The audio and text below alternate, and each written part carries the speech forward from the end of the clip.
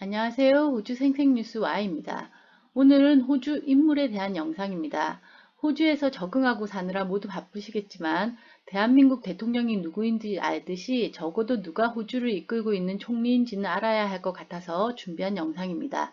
한국에선 국민투표를 통해 대통령을 직접 선출하지만 호주는 영국식 의회 주권에 입각해서 하원 의석의 다수를 얻은 당이 호주의 얼굴인 총리를 배출합니다. 따라서 올해 치러진 연방선거에서 하원의 다수 의석을 차지한 자유당과 국민당의 연합체인 코올리션에서 호주의 총리가 나왔는데요. 자유당의 당수인 스캇 모리슨입니다. 호주에서는 이름을 줄여서 많이 부르는데 스캇 모리슨도 줄여서 스코모라고 부릅니다.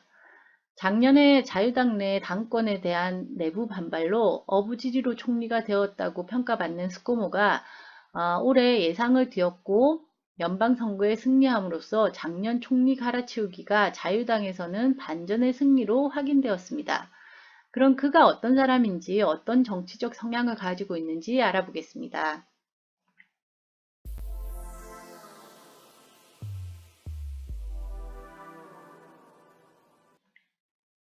그는 1968년 5월 13일에 시드니에서 출생했습니다. 스캇 모리슨의 아버지는 경찰로 구청에서 시의원을 겸직하기도 했습니다. 이 덕분에 모리슨은 어렸을 때 아버지를 도우려고 카운슬 일을 많이 했다고 합니다. 모리슨에게는 특이한 이력도 있는데요. 크게 성공하진 못했지만 잠깐 TV 광고에 나왔을 정도의 아역 배우 경력이 있습니다. 고등학교는 뉴사우스웨일즈 주에서 6, 7위의 상위권을 차지하고 있는 남자 학교 시드니 보이즈 하이스쿨을 졸업했고, 대학은 호주의 명문리그 8개 대학 중 하나인 유니버시티 오브 뉴사우스웨일즈에서 이코노믹 지올로지, 즉 경제 지리학을 공부했습니다. 그는 캐나다 밴쿠버로 진학을 하고 싶었으나 아버지의 반대로 유니버시티 오브 뉴사우스웨일즈에 진학했다고 합니다.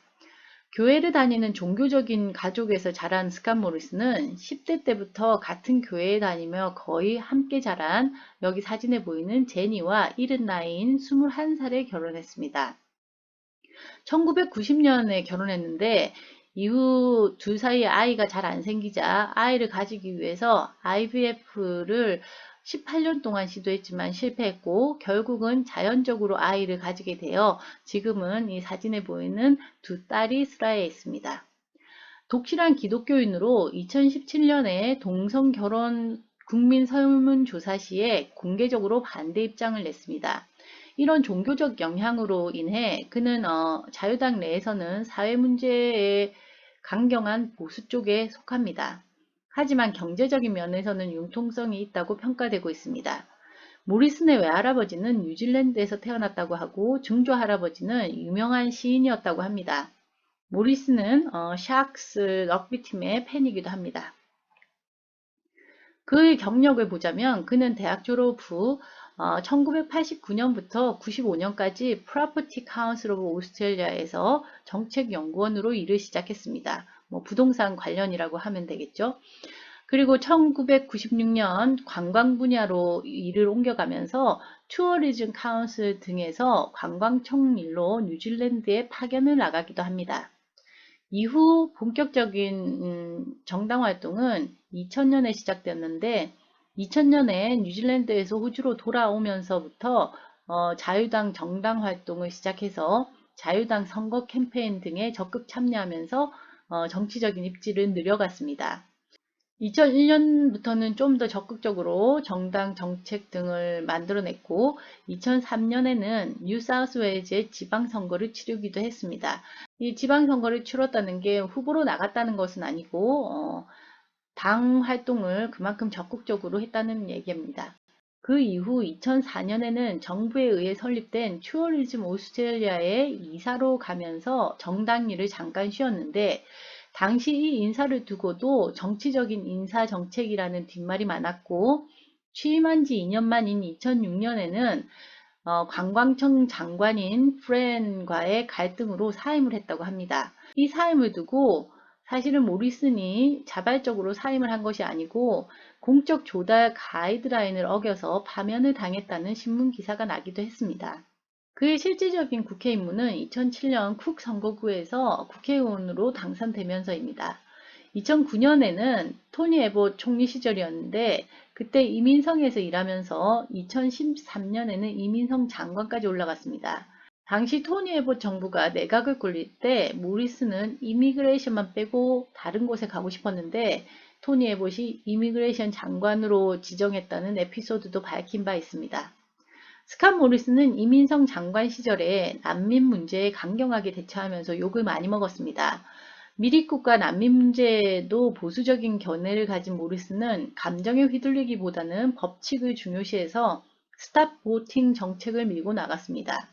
이민자들이 배를 타고 호주에 입국하는 것을 막기 위해 군 작전을 실시하고 관련 세부 사항을 밝히지 않아 논란을 빚기도 했고, 그가 이민성에 일하는 동안 크리스마스 섬에 수용됐던 난민 50명이 사망하자 사망에 대한 장례 비용을 정부가 책임지지 말아야 한다는 투의 발언을 했다가 비난을 받은 적도 있습니다.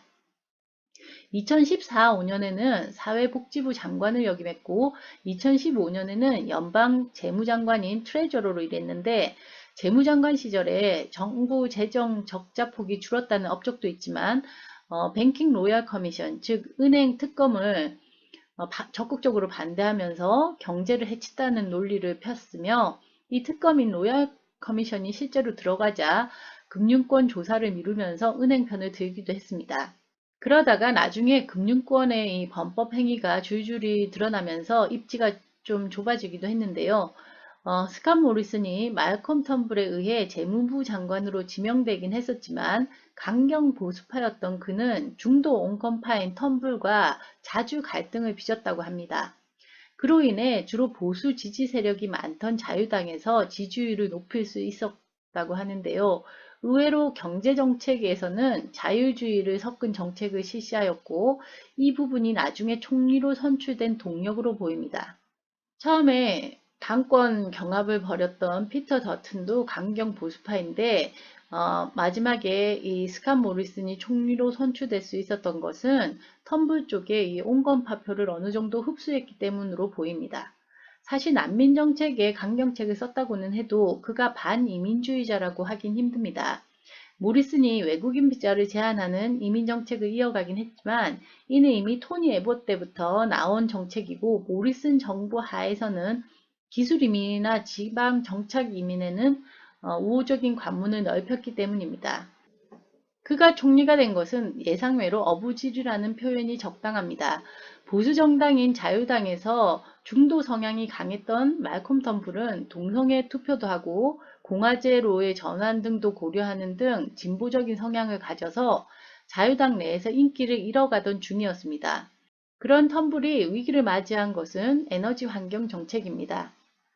2017년 석탄 발전소를 닫고 재생에너지로 바꾸려는 야심찬 계획으로 사우스 오스트레일리아에서 엄청난 전기세로 여론이 일자 온실가스 방출을 여전히 줄이고 에너지를 싸게 생산하기 위해서 비싼 가스 가격을 정부가 규제하겠다는 내용이었습니다. 그래서 국내 가스 공급을 원활히 하기 위해 천연가스 수출을 규제하고 국내 가스 가격을 내리려는 법을 통과시키는데 자유당은 이렇게 어려우면 석탄을 쓰지 왜 수출 잘하고 있는 가스를 건드리냐는 불만을 가졌고 보수파인 토니 에봇은 파리 기술협약에 참여 안 하는 나라도 많은데 왜 우리만 불편해야 하느냐는 의견도 냈습니다.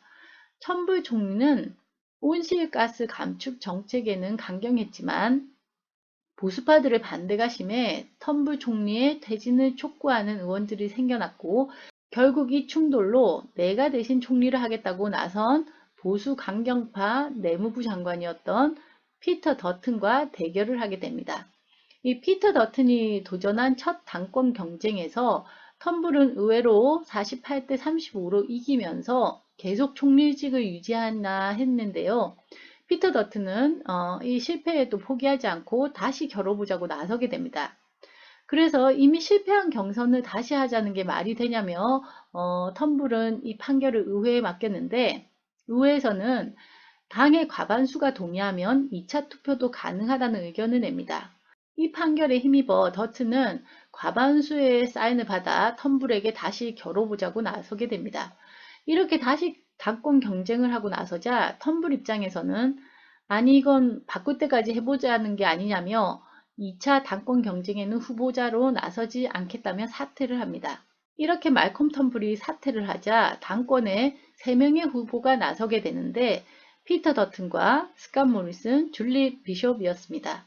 이 3명 중 첫 번째 투표에서 줄리 비숍이 가장 적은 표를 받아서 떨어지고 피터 더튼과 스캇 모리슨이 두 번째 경합을 했는데 1차에서는 표를 더 많이 받았던 피터 더튼이 2차 투표에서는 스캇 모리슨에게 지며 당권을 차지하는 데 실패합니다. 1차 투표에서 줄리 비숍에게 갔던 표가 이렇게 나뉘면서 초강경파였던 피터 더튼보다 중도의 가능성이 있는 스캇 모리슨에게 더 표가 많이 간 것인데요. 결과는 45대 40으로 스캇 모리슨이 피터 더튼 내무장관을 이기고 예상치 못한 총리가 되었습니다. 그래서 어부지리 총리라는 말이 나온 겁니다. 정치적으로 그의 성향을 요약하자면 모리슨은 사회적 이슈에는 강경한 보수파에 속하지만 경제적 이슈에는 온건적인 태도를 보이며 특히 종교적 신념이 강해 동성애를 반대하고 난민 정책에 강경한 입장을 보인다 하겠습니다. 업적이라고 하면 난민 보트를 멈췄다는 것과 재무부 장관 시절 정부 재정 상태를 흑자로 되돌리고 개인과 중소기업에 부과되는 세금을 줄이는 데 앞장섰다는 점이 있습니다.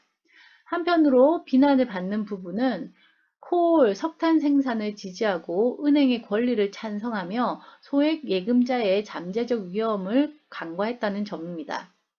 호주는 지난 2007년부터 총리를 6번이나 갈아치웠고 이후로는 아무도 만 3년의 임기를 채우지 못했는데요. 이번 스캇 모리슨은 3년 후 다시 연방 총선이 있을 때까지 임기를 다할 수 있을지가 의문입니다. 오늘은 현재 호주 30대 총리직을 맡고 있는 스캇 모리슨에 대한 영상이었습니다. 오늘 영상도 시청 감사하고 도움이 되신다면 좋아요도 살며시 부탁드립니다.